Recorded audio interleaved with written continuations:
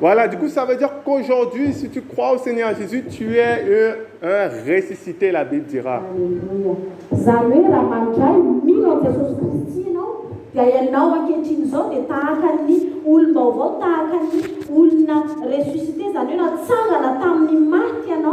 La Bible dira que maintenant, comme Jésus, toute la puissance qui s'est manifestée quand Jésus est mort et ressuscité, la Bible dira que cette même puissance-là agit maintenant en toi quand tu crois en Jésus.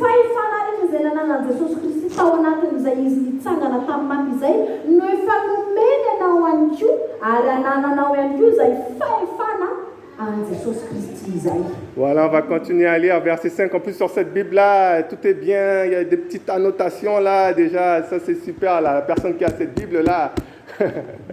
Voilà, verset 5. En effet, si nous sommes devenus une même plante avec lui par la conformité à sa mort, nous le serons aussi par la conformité à sa résurrection.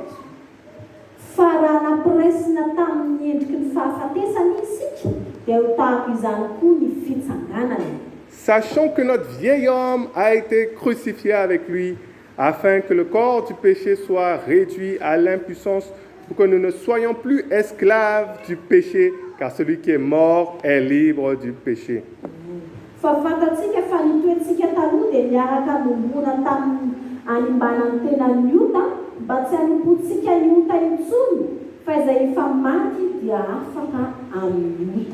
Voilà, on avait parlé dans Romains 7, on avait parlé de cet homme intérieur. Et ici, il parlera du vieil homme qui a été crucifié.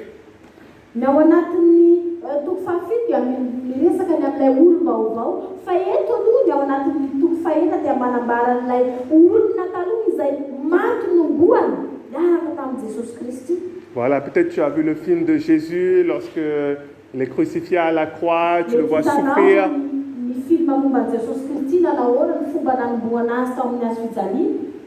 Mais la Bible dira que sur cette croix-là, il n'y avait pas que Jésus, mais il y avait toi aussi qui est passé par cette crucifixion.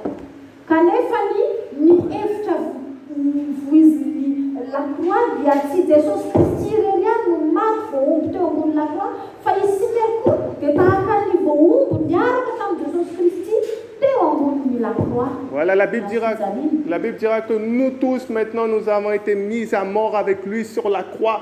Notre vieil homme a été crucifié pour qu'on puisse passer également comme lui par la résurrection et être cette nouvelle personne.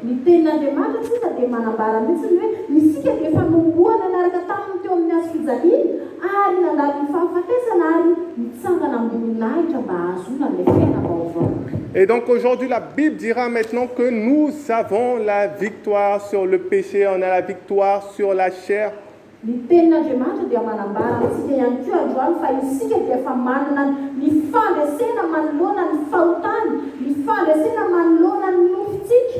Voilà, on avait lu chapitre 7 au verset 24, le cri misérable que je suis, qui me délivrera de ce corps de mort.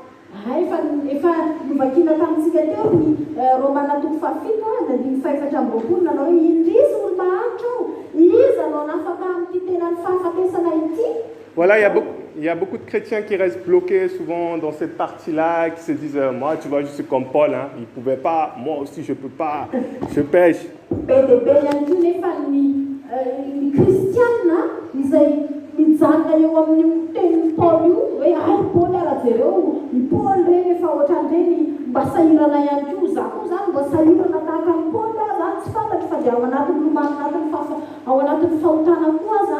Voilà, mais là on continue juste un petit peu plus loin, en verset 25. Grâce soit rendue à Dieu par Jésus-Christ, notre Seigneur. Ainsi donc, moi-même, je suis par l'entendement esclave de la loi de Dieu, et je suis par la chair esclave de la loi du péché. La Bible dit même le verset 25, nous sommes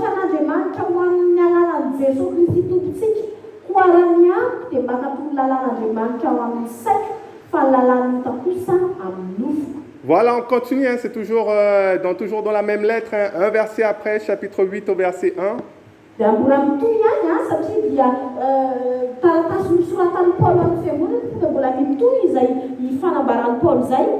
Chapitre 8, verset 1. Il n'y a donc maintenant aucune condamnation pour ceux qui sont en Jésus-Christ.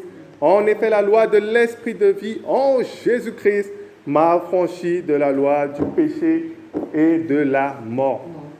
Fa ary amin'izany dia tsy misy fanameloana ho amin'izay ao amin'ny Kristy Jesosy fa ao amin'ny Kristy Jesosy no lalan'ny fananinaina no nahafakai tamin'ny lalan'ny fahotana sy ny fahafatesana. Voilà, du coup, on avait parlé au début de ce combat, mais la Bible dira que maintenant la loi de l'esprit de vie en Jésus-Christ nous affranchit de la loi du péché et de la mort. Voalaza teny am-boalohany fa misy ny adi-panahy ao anatintsika kanefa eto dia manambara tsara mihitsy fa hoe ny ao amin'ny Jesosy Kristy, ny lalàna ao amin'ny Jesosy Kristy ihany manafaka antsika ao amin'izay lalàna ny fahotana sy ny fahafatesana izay. Voilà l'image qu'on peut donner un peu pour ceux qui ont pris l'avion déjà. Raha afaka raisitsika sarin-tsaina kely raha ohatra ny rehefa mandeha avion isika. Voilà, du coup c'est pas grave si tu n'as pas pris l'avion, mais en tout cas tu as vu les avions là passer à petite terre.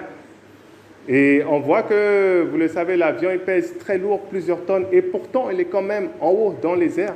Rehefa hitantsika ny aeroplane anankiray mavesatra ny aeroplane anankiray tena mavesatra aman-taoniny nefany mahagaga ihany hoe riny izy iny fa tsy ngevana eny ambony rahona eny. Voilà, et on voit l'avion faire tout un tas de mouvements, tout ça. Et on a... izy mihetsiketsika izy. Voilà, on a l'impression qu'il est libre comme ça dans l'air, mais ce qu'il faut savoir, c'est que la gravité existe toujours, même là-haut. Kanefany na eny ambony eny ary izy ohatrany hoe efa manana ny fahafana rehetrarehetra kanefa misy foana ilay gravité ao anatin'ny fizika misy ilay hoe gravité izay mbola miazona sy miatra foana amin'ny aeroplane eny ambony eny iny. Du coup, il y a la loi de la gravité qui veut le faire tomber, mais il y a une autre loi qui vient plus forte que la loi de la gravité.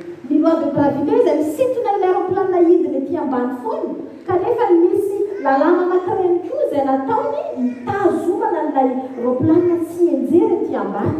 Voilà ce qu'on appelle la loi de l'aérodynamisme. Ao anatin'ny hoe loi de l'aérodynamisme zany ny anarany. Voilà, c'est-à-dire que quand l'aile a une certaine forme avec l'air, ça fait soulever l'avion. Zany hoe ny fomban'ny eratrin'ilay aeroplane izay ohatranao na paoziny dia iny no mitondra azy mianga sy mitraka mba hoentin'ny rivotra. Et voilà, c'est ainsi que l'avion maintenant est capable de vaincre la loi de gravité qui pèse sur lui pour pouvoir après voler dans les airs. Zany ahafahan'ny aeroplane izay mandresy ny loi de gravité mba ahafahany mandeha misiriny eny amin'ny lanitra eny anatin'ny habakabaka satria manana an'izay loi anankiray izay izy. Et là, c'est pareil pour nous aussi. Il y a cette loi de péché qui existe dans nos membres, dans notre corps. Dia tahaka izay ihany koa isika misy ny lalàn'ny fahotana izay ao anatin'ny tenantsika.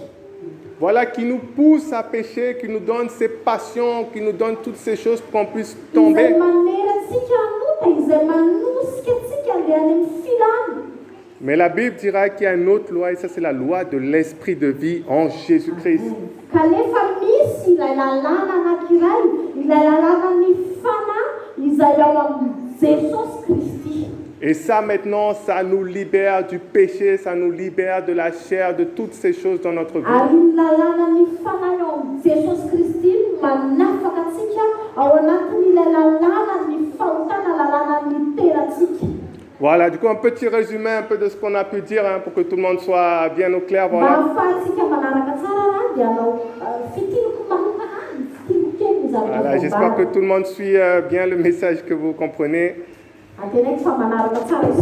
Voilà, du coup l'homme est fait en trois parties, on disait l'esprit, l'âme et le corps. Voilà,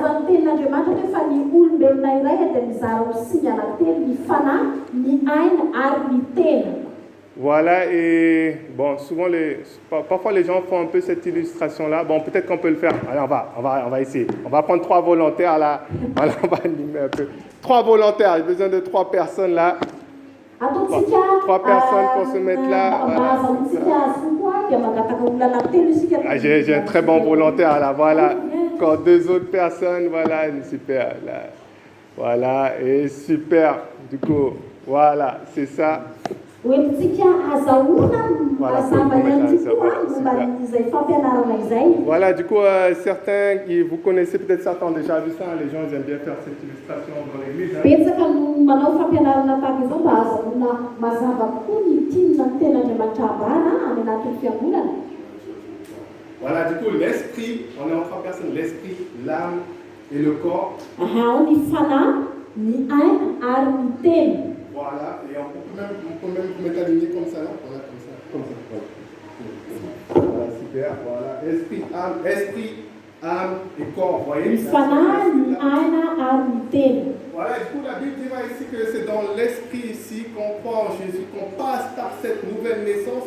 Ao anatin'ny fanahy no andalovantsika an'izay hoe finoana Jesosy Kristy azahoantsika ny fiainam-baovao. Voilà, la Bible dira que ici c'est notre âme, là on pense, on réfléchit, on aime. Ao anatin'ny aina no ahafahantsika ilay miteny mieritreritra, ny mitondra ny fitiavana, ny sentiment sy ny rehetra dia ao anatin'ny aina.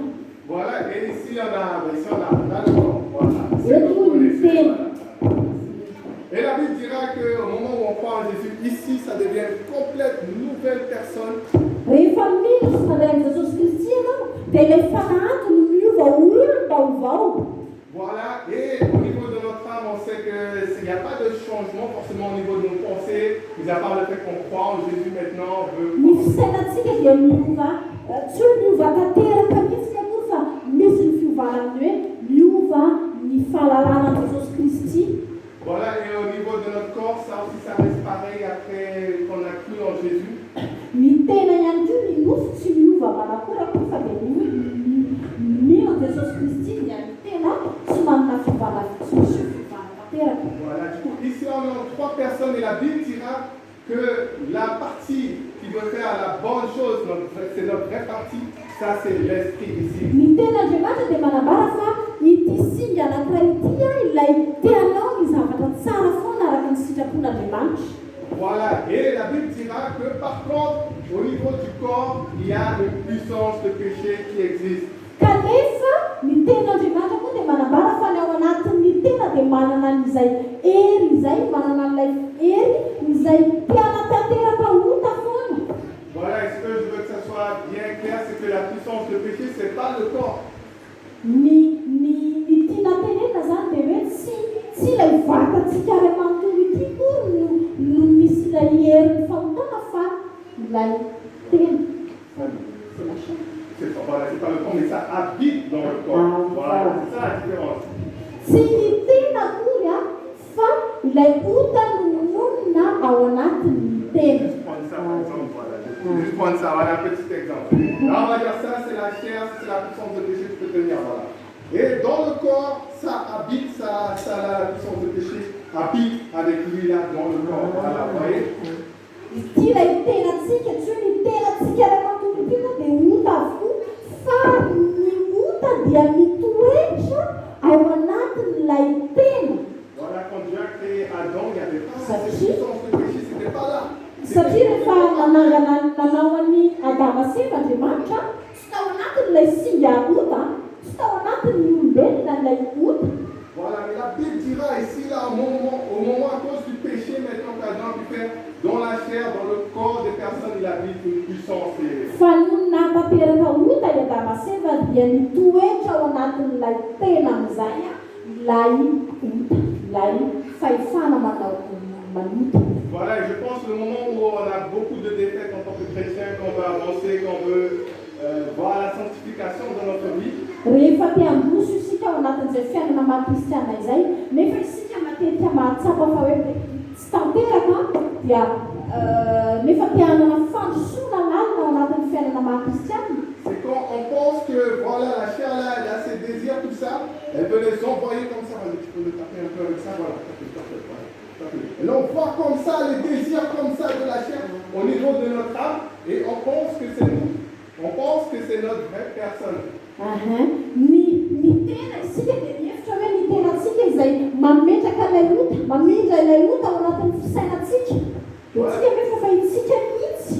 La Bible dira que cette chair-là, c'est pas notre corps, ça habite dans notre corps, ça envoie comme ça les pensées au niveau de notre âme. Kanefa ilay fahefan'ny ota no Izay toetra maka toerana ao anatin'ny nifitsika no mandefa ilay ota any amin'ny fisainantsika. Voilà, et de l'autre côté, on a aussi les bons désirs ici de l'esprit qui arrivent au niveau de notre femme. Il y a ce combat entre les deux. Dia miaton'ny fanahy ihany koa nefa ny fanahy izay manana an'ilay teana tanteraka ny sitrapon'Andriamanitra mandefa ihany koa afaka ihany koa ato manao hoe manaova ny sitrapon'Andriamanitra dia izay ilay ady sy mitsaka ao anatin'ny fiainantsika. Les deux veulent tirer là, hein, comme ça. Tahaka izay mihitsy ny ady ny fanahy izay manana teana tanteraka ny sitrapon'Andriamanitra misintona antsika nefa ihany koa ilay singa kely ny ota ao anatin'ny tenantsika koa misintona ihany koa. Voilà, mais la Bible tient que maintenant la loi de l'esprit de vie en Jésus-Christ nous a franchi la loi du péché et de la chair qui habite dans le corps mais qui n'est pas le corps. Kanefa ny ten'Andriamanitra izay mitorina tamintsika ireo dia manambara tsara mihitsiny hoe mifahefana ny lalàn'i Jesosy Kristy izay ao anatin'ny fanahintsika dia efa manafaka atsika ho amin'ny fahefana kely ao anatin'ny nofontsika iny. Tsy manafaka atsika nofo moa raha satria tsy nofontsika tsy afaka arinarianana fa manafaka ilay singa ilay fahefany fahotana. Voilà, la Bible dira maintenant que si on se place au niveau de l'esprit maintenant, c'est l'esprit qui aura la force, une plus grande force qui va vaincre la puissance de péché maintenant qui habite. Izany rehefa tena ataontsika ao anatin'ny fanahy ny tena hoe ny priorité antsika zany dia ao anatin'ny fanahy ny voalohany ny zavatra eritreretintsika dia ahotantsika fa ho voasitotsika makaty amin'ny fanahy avokoa ny zavatra rehetra. C'est ce que la Bible va appeler après la marche par l'esprit. Izay mampatonga ny hoe mandehana araky ny fanahy satria ilay fanahy manana ny fahefana rehetra mitarika ny rehetrarehetra reo. Voilà, je prends une petite illustration. Allez, l'esprit va marcher, l'esprit marche. Dia tsara fa mandeha ny fanahy dia manaraka ny fisainana ary manaraka ny tena fa tsy mety ny L'esprit peut revenir ici, voilà. Mais tu suis, l'esprit marche par l'esprit, l'âme suit l'esprit. Et c'est comme ça qu'on doit marcher, voilà, dans nos... Tahaka izay natao hoe mandehana araka ny fanahy. Ny fanahy no mitarika ny fisainana, ny fanahy no mitarika ny tena. Voilà, on peut remercier les grands volontaires. Merci, là, c'est super. Là. Voilà. Voilà, du coup, on voit juste maintenant quelques versets. On va ouvrir dans Galates chapitre 5. Voilà comment dans la pratique maintenant vivre par l'esprit.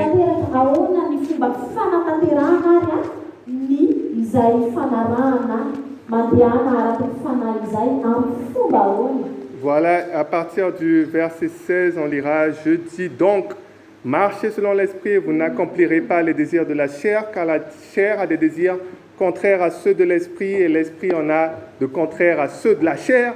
Ils sont opposés entre eux afin que vous ne fassiez point ce que vous voudriez.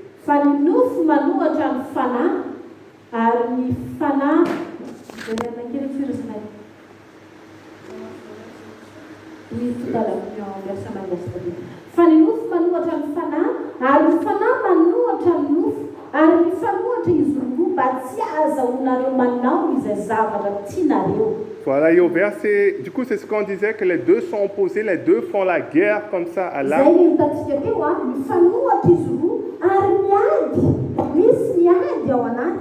Et verset 24, ceux qui sont en Jésus-Christ ont crucifié la chair avec ses passions et ses désirs.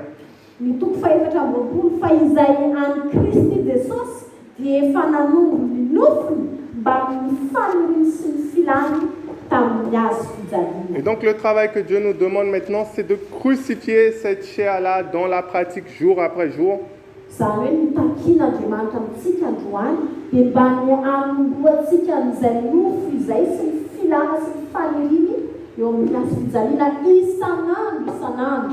Voilà, si vous retournez un peu juste avant dans le livre de Romains, chapitre 8, toujours, verset 5.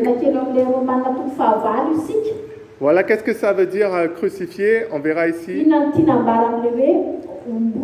Au verset 5, ceux en effet qui vivent selon la chair s'affectionnent aux choses de la chair, tandis que ceux qui vivent selon l'esprit s'affectionnent aux choses de l'esprit. fa izay araky ny fanahy kosa dia mihery ny zavatra ny fanahy. Et du coup, ici, la Bible dira que si on veut crucifier la chair, si on veut vivre tel que Dieu le veut, maintenant, c'est de s'affectionner aux choses de l'esprit et non pas aux choses de la chair. Zany hoe ny tenin'Andriamanitra raha nambara tamintsika teny amin'ny hoe le tao amin'ny Galatiana teo manambara ny hoe mandehana araky ny fanahy dia noho izany tokony manana ny fiheverantsika dia mandeha koa any amin'ny fanahy fa tsy any amin'ny nofo. Voilà, affectionner, ça veut dire que tu vas t'attacher comme ça, tu attaches ton cœur à ça. Ho titiky koa zany hoe tena fitiavantsika ray manontolo dia ao anatin'ilay fanahy ny toerany. Voilà, pour ouvrir dans Colossiens au chapitre 3. Kolosiana toko fahatelo a. Voilà, du coup, on disait que vivre selon l'esprit maintenant, c'est s'attacher aux choses de l'esprit, c'est-à-dire penser aux choses de l'esprit et accepter uniquement ces pensées-là qui viennent de l'esprit. Zany hoe miaina ao anatin'ny fanahy dia tena mandeha araky ny fanahy, misaina araky ny fanahy, miaina ao anatin'ny fanahy.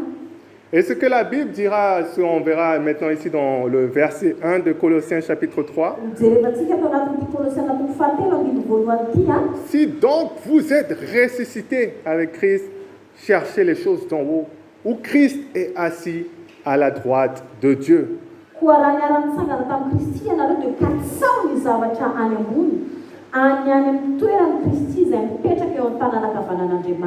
Voilà ce qu'on a déjà pu voir, hein, c'était qu'on est passé par la mort, par la crucifixion et par la résurrection aussi, ce qui nous rappellera ici dans ce premier verset.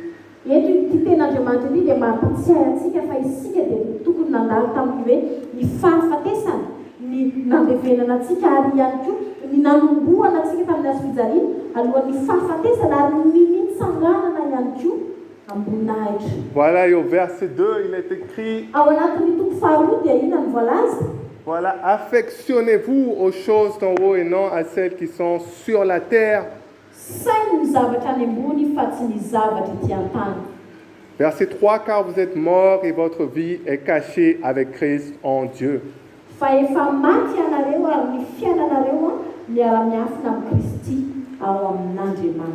Voilà, du coup, il y a beaucoup de termes. Il y a mort, vous êtes ressuscité, il y a beaucoup de choses en même temps.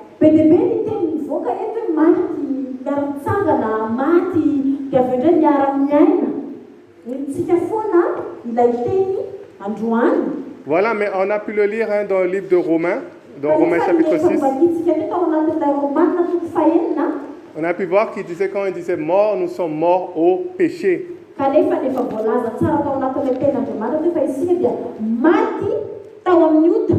Voilà, du coup, on pourrait tourner dans Romains chapitre 12. Hein. Du coup, quand je ne sais pas si vous avez déjà vu, hein, quand vous voyez une personne morte, elle n'a pas de connexion avec vous, il n'y a plus rien, elle est morte, il n'y a rien.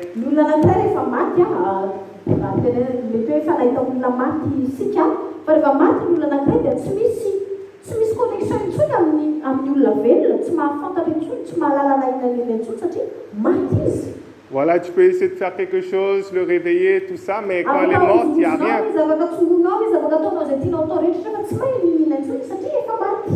Tu n'as aucun impact sur elle parce que la personne est morte.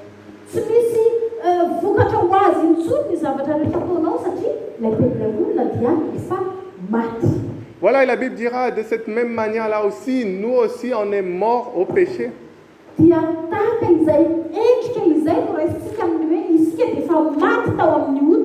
Voilà, c'est-à-dire si le péché essaye de faire des choses sur nous, ça n'a aucun pouvoir parce que nous sommes morts au péché.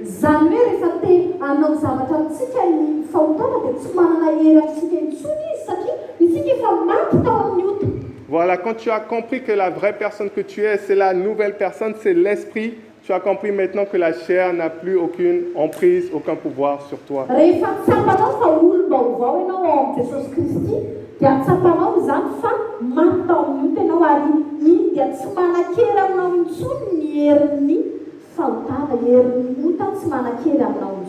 Voilà, du coup, on va essayer de rester bien pratique. Du coup, le combat se fera au milieu, au niveau de notre âme.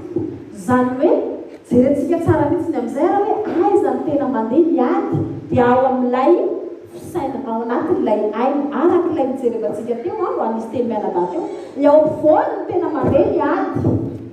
Voilà, et du coup, la chair va envoyer des pensées, l'esprit également, il y aura le mélange des deux. Ny nofo mandefa ilay fihinana ao anatin'ny fisainantsika, ny fanahy ihany koa nefa mandefa ao anatin'ny fisainantsika dia ao no mandeha miady.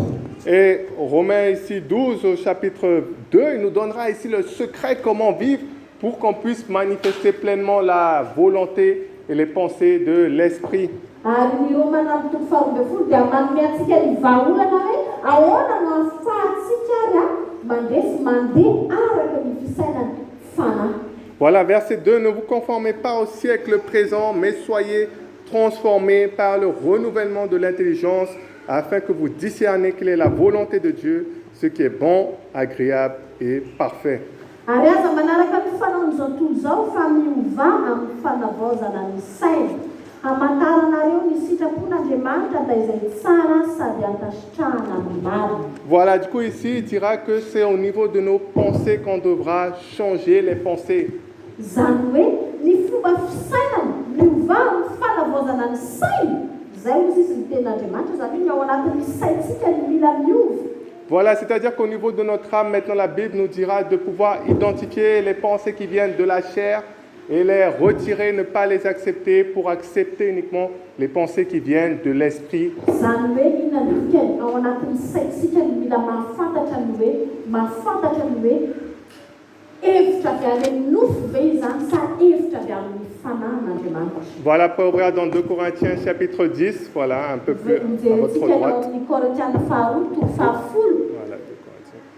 Chapitre 10, du coup, on voit souvent dans la Bible des guerres, des combats, l'autre qui a tué l'autre, tout ça. Hitantsika ao anatin'ny ten'Andriamanitra na ao anatin'ny baibolana dia manambara fa misy ny ady, misy ny fifamonoana. Eto isika dia amaky teny. Voilà, surtout dans l'Ancien Testament, il y a plein de guerres, il y a beaucoup de sang qui coule constamment. Ao anatin'ny testamenta taloha dia voambara mihitsy ny be dia be ny ady, be dia be ny ranolatsaka, be dia be mihitsy ny fahafatesana. Et la Bible dira que toutes ces choses-là ont été écrites pour notre instruction et c'est pour nous que ces choses-là ont été écrites. Ary ny tenin'Andriamanitra nefa manambara fa nohony amintsika mba ho antsika ny nampivavany rehetrarehetra reny ary nohony amintsika voalaza izany ary voasoratra izany. Voilà, ça ne veut pas dire que tu dois aller prendre ton chambeau et après aller régler les comptes là de tous les petits jeunes qui font des soucis à Mayotte. C'est pas ce que je dis. Izany ihany koa nefa ny dikany io dia samy handray ny antsika tsika ny fitaovam-piadinantsika dia hoe ny enitsika andeha hiadina ihany koa dia andeha hiady amin'ny délinquant eto isika na andeha anapatapaka olona tsirairay tsy any akory. Mais voici ce que la Bible dira au verset 4 de Corinthiens 10. Verset 4, car les armes avec lesquelles nous combattons ne sont pas charnelles, mais elles sont puissantes par la vertu de Dieu pour renverser des forteresses. Alléluia. Fa tsy avy amin'ny nofo ny fiady tafikay fa mahery amin'Andriamanitra handrava fiarovana mafy. Voilà, et la Bible dira que, en fait, dans notre cœur, au moment avant qu'on accepte le Seigneur Jésus-Christ, dans notre âme, il y a des forteresses qui vont bloquer l'action de Dieu.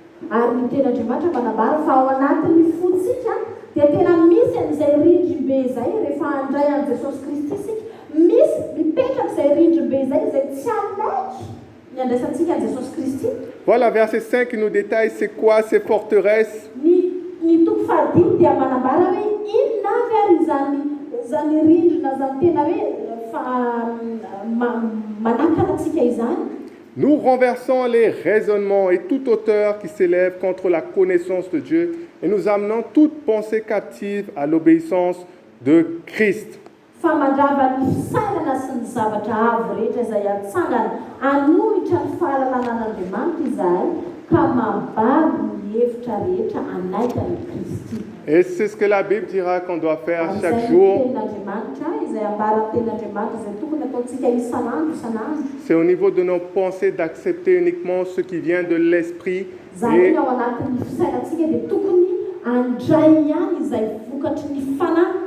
Voilà, et de détruire, renverser tous les raisonnements qui pouvaient venir de la chair qui reste dans notre âme. Ary andrava ny fisainana rehetra izay avy amin'ny nofo izay manimba ny fisainantsika. Et c'est ainsi qu'après on pourra pleinement vivre uniquement par les pensées qui viennent de l'esprit. Zay no ahafahan'olona anankiray miaina tanteraka ao anatin'ny fanahy, mandeha araka ny fanahy. Voilà, il faut ouvrir dans Éphésiens chapitre 4. Efesiana toko faefatra. La Bible dira c'est au moment où on reçoit à chaque fois les versets, les pensées de l'esprit, c'est là maintenant qu'on va de plus en plus maintenant manifester cette nouvelle personne qu'on est dans l'esprit. Ary ny ten'Andriamanitra manambara fa hoe ny mifanarana amin'ny Kristy dia eo amin'izay no miatra sy miseho ao anatsika izay olo-baovao izay ao amin'ny Kristy Jesosy izay. On va lire Éphésiens chapitre 4 au verset 20. Voilà. Efesiana toko faefatra dia ny faharoapolo.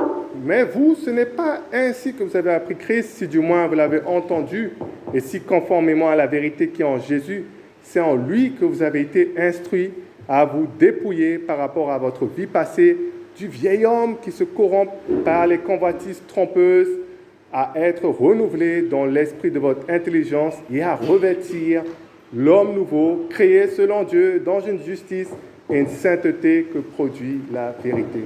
Fa ianareo kosa dia tsy mba toy izany ny anaranareo an'i Kristy.